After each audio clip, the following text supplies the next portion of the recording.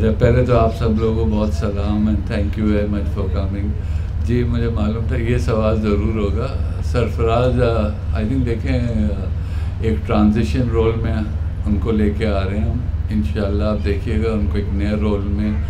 उनसे बात हुई, उसने कहा भी कि मुझे आप कोयटा के साथ रहेंगे, तो बस उम्मीद ये है कि अब मोइन भाई और हम लोग थोड़ा सा बैक सीट पे रहेंगे हैं मोइन भाई, और इसको आगे लेके आएंगे।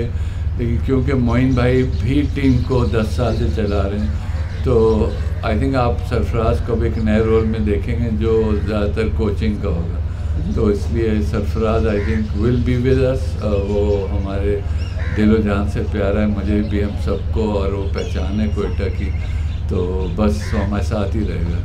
उमर भाई, इस साल भी आपकी उनसे बात हुई थी कोचिंग के हवाले से या मेंटोरशिप के हवाले से, और क्या अगले सीज़न में सरफराज को लेके आएंगे अपने कोचिंग पैनल में या मेंटोरशिप में? नहीं, सरफराज इंशाल्लाह आपको अभी भी साथ ही दिखेंगे, वो हमारे साथ ही रहेंगे।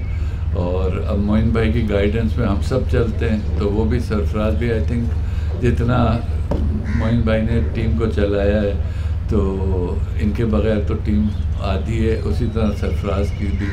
तो I think under the guidance of Moin bhai, Sarfaraz I think पहले एज ए कीपर भी अंडर हिज गाइडेंस रहे, तो अब एक नए रोल में जब आएंगे तो वो भी अंडर मोइन भाई गाइडेंस, अगर इजाज़त हो। बिल्कुल जी, इंशाल्लाह। अस्सलाम वालेकुम नदीम साहब, मोइन भाई अस्सलाम वालेकुम। जी भाई साहब। फ्रॉम पाकिस्तान। मेरा क्वेश्चन आपसे ये है, दोनों से ही।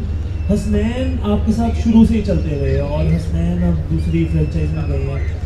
ज़ाहिर है आसान नहीं होता किसी प्लेयर को जाना, ये वो, तो आप कैसे इस चीज़ को देखते हैं? क्योंकि हमने देखा कोयटा पहले भी ये चीज़ सफ़र कर चुका है, रायले के जाने से बड़ा सफ़र किया था, तो इस चीज़ को आप कैसे देखते हैं हसनैन की बात? आई थिंक देखिए, हर प्लेयर रिस्पेक्टेड प्लेयर है और हसनैन ने बहुत अच्छा परफॉर्म किया, बट आपको पता है जैसे कि एक रिटेनिंग रूल है, PSL में 8 प्लेयर रिटेन कर सकते हैं, तो बड़ा मुश्किल होता है फ्रेंचाइज के लिए अपने प्लेयर्स को रिलीज़ करना। बट अगेन ऐसा नहीं है कि वो कोई स्किल वाइज उनकी कोई प्रॉब्लम है, बट वो अल्हम्दुलिल्लाह अच्छे हैं और वो पिक भी हुए हैं दूसरी फ्रेंचाइज़ के लिए।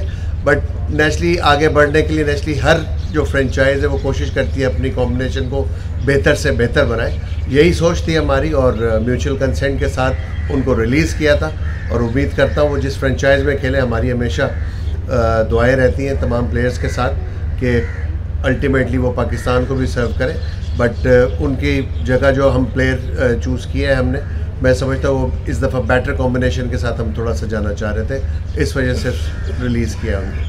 मोइन भाई, फ़हीम अशरफ को प्लैटिनियम में पिक करने की क्या वजह थी? इसके पीछे थॉट प्रोसेस क्या था, और ओवरऑल अभी तक ड्राफ्ट से कितने मुतमईन है जो आपने पिक सोच गए थी वो भी? जी अल्हम्दुलिल्लाह, जो हमने म्यूचुअली एग्रीड किया था प्री ड्राफ्ट, जो भी हमारी मीटिंग हुई आपस में, उसमें एक स्ट्रैटेजी डिफ़ाइन की गई थी। उसके मुताबिक जितनी भी हमारी अभी तक पिक्स हुई हैं वो बिल्कुल एज़ इट इज़ जो हम सोच रहे थे उसके मुताबिक हुई हैं, और अल्हम्दुलिल्लाह मैं समझता हूँ कि इस वक्त काफ़ी बैलेंस टीम बनी है हमारी।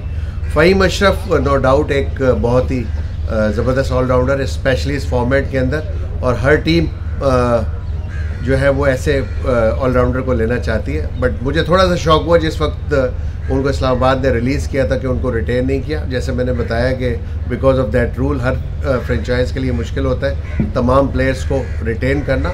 बट अगेन हमें मौका मिला, हमें चांस मिला, ड्राफ्ट में हमारी जिस वक्त बारी थी फ़हीम अशरफ मौजूद थे, तो हम सोच के आए थे उनके लिए और हमें मिले। टीम के लिए बहुत ऐसा प्लेयर है कि एक अच्छा फिनिशर है, बड़े स्ट्रोक्स भी खेलते हैं वो। बॉलर्स तो आपको पता है कि एज ए बॉलर वो किसी वक्त भी कहीं भी उनको बॉलिंग कराई जा सकती है, नए बॉल के साथ भी बेहतर है, ओल्ड बॉल के साथ भी अच्छी बॉलिंग करते हैं, स्लोवर्स वन उनकी अच्छी हैं। तो उस कॉम्बिनेशन में जो हमने डिसाइड किया था आपस में, तो फ़हीम अशरफ जैसा अगर किसी भी टीम को पिक करने के लिए मिले तो कोई भी नहीं छोड़ता। तो इसी वजह से हम लकी थे कि हमें उस बारी में फ़हीम अशरफ की अवेलेबिलिटी मौजूद थी, इसलिए उनको लिया।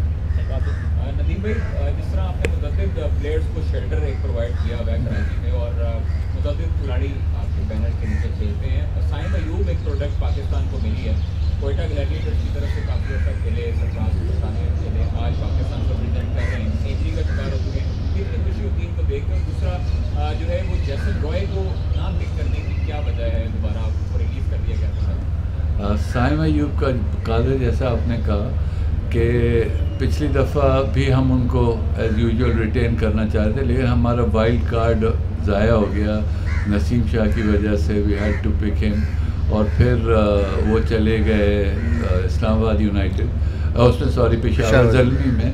लेकिन मुझे खुशी ये होती है कि हमारे क्लब के जितने लड़के हैं, अब आप देखिएगा हर फ्रेंचाइज में 2 या 3 लड़के जो पाकिस्तान क्रिकेट क्लब के हैं, और इवेंचुअली फ़ायदा पाकिस्तान को होता है। साइम शायद हमारे पास रहता है, और बाबा जैसे उनकी एक जोड़ी बनी थी पेशावर ज़ल्मी, उनको वो चांसेस नहीं मिलते।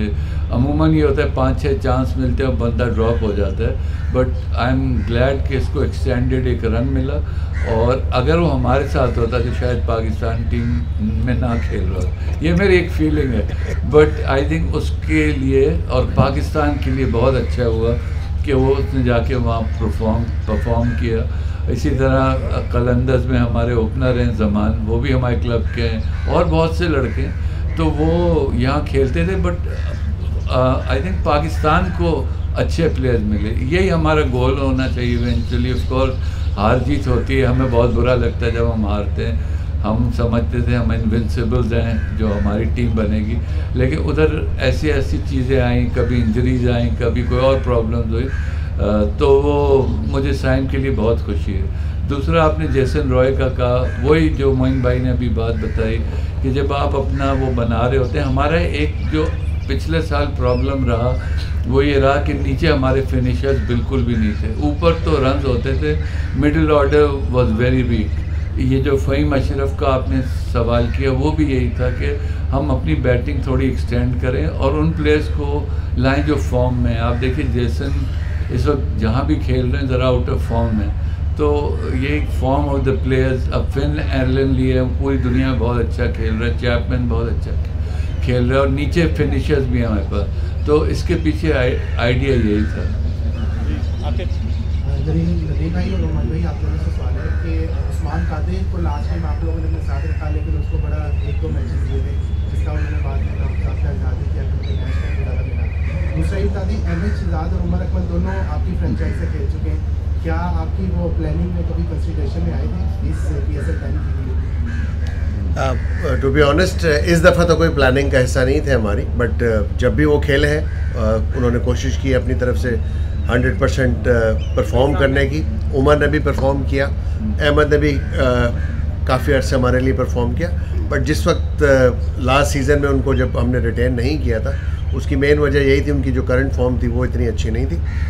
But they are still good players and और फ्रेंचाइजेज यहाँ पे मौजूद हैं, मे भी उनमें से कोई उनको पिक करे। लेकिन ये है कि हम जिस स्ट्रैटेजी के थ्रू जा रहे थे, तो वो हमारी जो स्क्वाड थी उसमें अनफॉर्चुनेटली फिट इन नहीं होते थे आज के टाइम पे। उस्मान कादिर ऑफ कोर्स देखें, हर प्लेयर को, कोई भी प्लेयर ऐसा प्लेयर बहुत रेयर होता है कि पूरा सीज़न खेले, और वो नेशनली रिक्वायरमेंट होती है टीम की। पिचेस कुछ कंडीशन ऐसी होती हैं जहाँ पे आप ऑपोजिशन को देखते हुए आप टीम में प्लेयर्स को इन करते हैं, तो कभी भी ऐसा नहीं होता कि आप बग़ैर सोचे समझे किसी को खिला दें। तो एक पूरा थॉट प्रोसेस होता है उसके पीछे।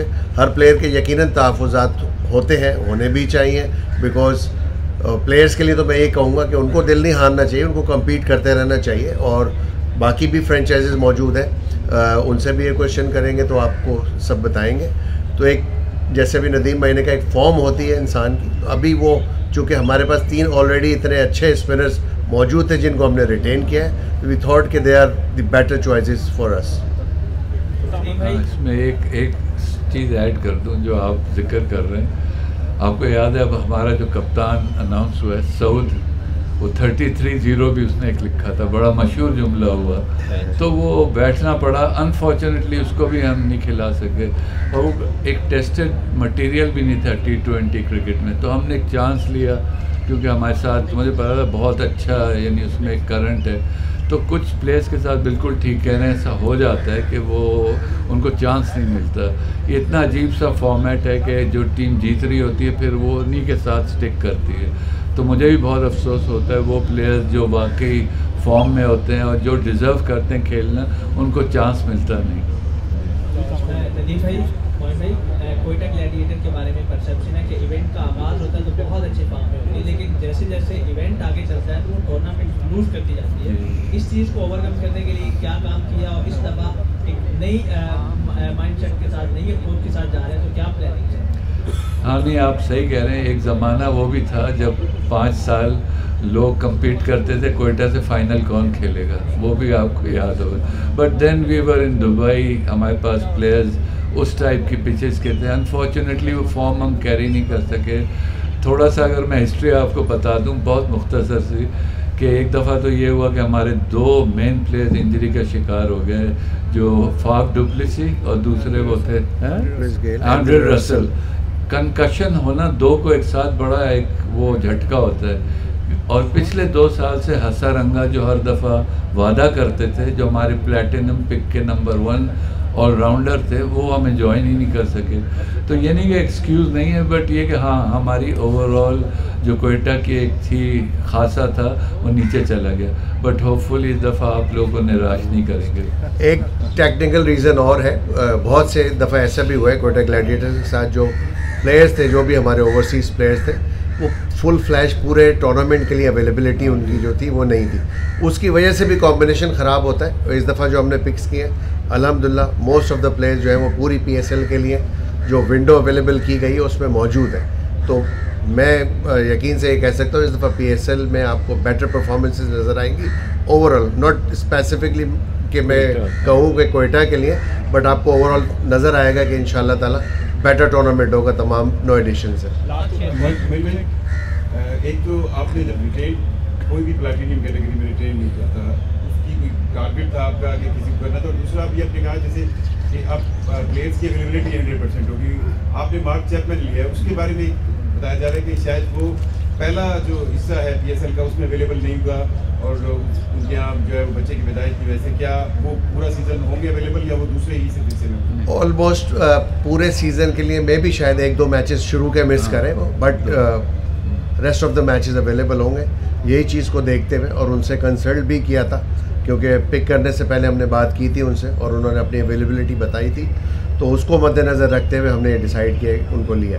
प्लैटिनियम में रिटेन क्यों नहीं किया था किसी ने? प्लैटिनम में जो हम एक्सपेक्ट कर रहे थे वो परफॉर्मेंसेस नहीं थी नेचुरली, जिसकी वजह से थोड़ा सा इशू आ रहा था हमें। और अब फिन एलन को हमने पिक किया, one of the best player current cricket के अंदर। अगर आप देखें स्ट्राइक रेट वगैरह, तो जेसन रॉय को भी थोड़ा सा जो उनकी फॉर्म थी उसको मद्देनज़र रखते हुए डिसाइड किया था कि उनको हम रिटेन नहीं करेंगे।